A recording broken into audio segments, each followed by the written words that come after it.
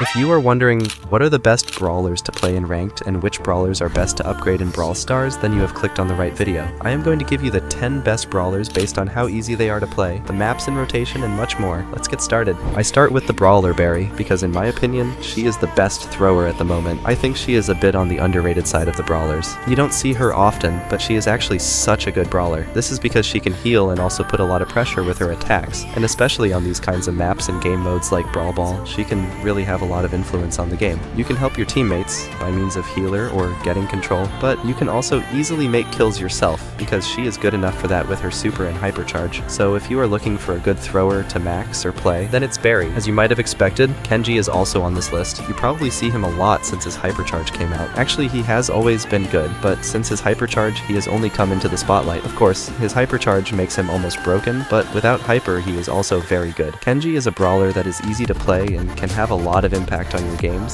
so I definitely recommend you to max him. You can play Kenji best on close range maps. He is a close range brawler and is actually made to make kills and put a lot of pressure, so you want to play him in game modes like Brawl Ball and Solo Showdown. So I definitely recommend you to max Kenji. Maybe you wonder if it is smart to buy that hypercharge with gems, since you can't buy it with coins. Yet, I say yes. If you also have his hyper, he can actually be pushed that high for free. It makes him a lot better because you can kill a lot of brawlers at the same time and help your team a lot.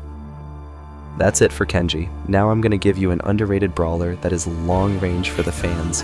I am of course talking about Carl. Carl is played more and more often, and this is because people are realizing that he is actually very good. You can often use his fire gadget and really put a lot of pressure with it. You also do a lot of damage with your normal attack, which makes you very good in 1v1 situations. Carl is actually less good in Brawl Ball. Maybe on long range Brawl Ball maps, but I would rather recommend playing him in Premium or Knockout. Also, for example, Gem Grab, just a brawler with which you can hold one side of the map well and win. Almost always use your attack before you super. There's no reason not to, since it comes back while you're in your super. The next brawler you don't see very often, but is Ollie. When using Ollie, you need a high mid-damage brawler on your team. If possible, that brawler should be as long-ranged as possible. To be able to snipe hypnotized enemies from afar synergizes really well with, for example, Bio. As said before, brawlers with important supers are also really good together with Ollie. Give them their supers. Attack before supering in, you will only need 3 attacks to get another super after that, which means another 4000 HP. You can also use All Eyes on Me to extend the duration of the hypnotize. Try to hit 2 players with your super or attack. If you hit 2 with your super, both of them are probably already sentenced to death because you can use 2 ammos and have another super. If you only hit 1, try to hit them through the hypnotized enemy.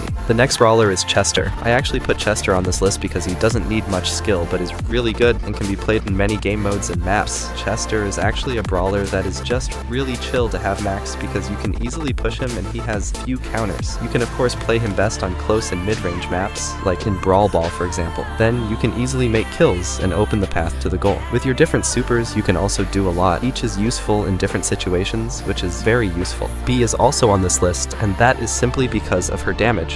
Her damage is very good, which automatically makes her very good. In general, B is usable on a lot of maps because of her versatility in dealing with tanks, but by far, her best modes are Brawl Ball and Hot Zone, with a specific team. When your opponent is slowed down by your super, don't hesitate to auto-click your attack and you will never miss it. When enemies are hiding behind walls, you can easily touch them if you use your super in the right direction. So B is definitely a brawler you want to max because she is just a good option to play very often. The next brawler on this list is Gray. Gray is very underrated. Gray's main attack is simple but hard to hit because of how skinny his projectiles are. If you play a lot of marksman brawlers, you'll simultaneously become a better Gray player because hitting those shots is really important. Use super when a brawler is weak, and you can only make your enemy weak if you hit shots first. You can also act as a support brawler by placing your portals in a manner that provides better mobility for you and your teammates, and thus helps complete the objective faster. If I were you, I would really master Gray because it is a very good brawler.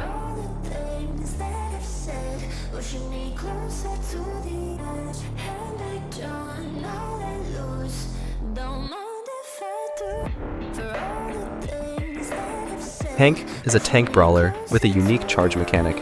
His main attack is only strong when fully charged, which takes about 3 seconds. While charging, he's visible in bushes and can't heal, so you need to charge safely behind walls or cover.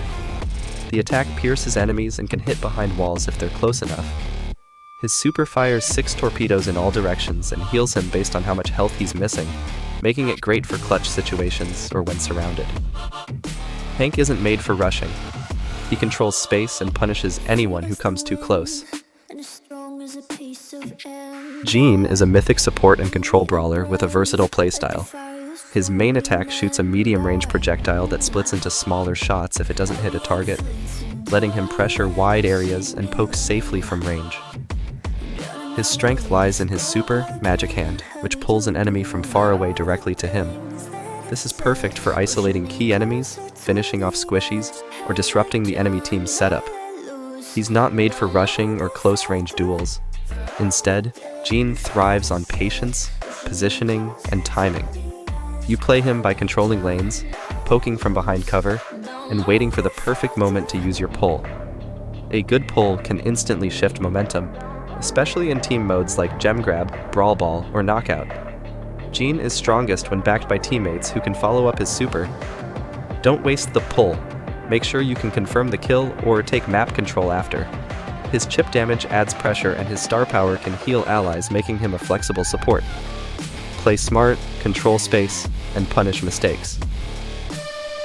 Stu is a fast, aggressive brawler who thrives on mobility and pressure.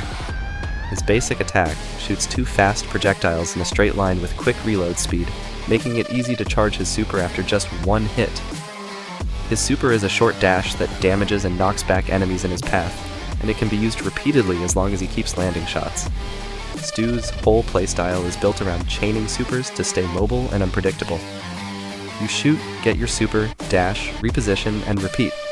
This makes him hard to pin down and great for dodging, escaping, or chasing kills. His dash also breaks obstacles, which can open up space or remove cover for enemies. He's best in modes like Brawl Ball, Knockout, and Heist, where speed and pressure matter. Don't stand still. Always be moving, dodging, and applying pressure. Use his speed to dive squishies, escape danger, or disrupt key targets. Stu isn't made to tank damage. He's made to outmaneuver and outplay. Timing and aim are everything.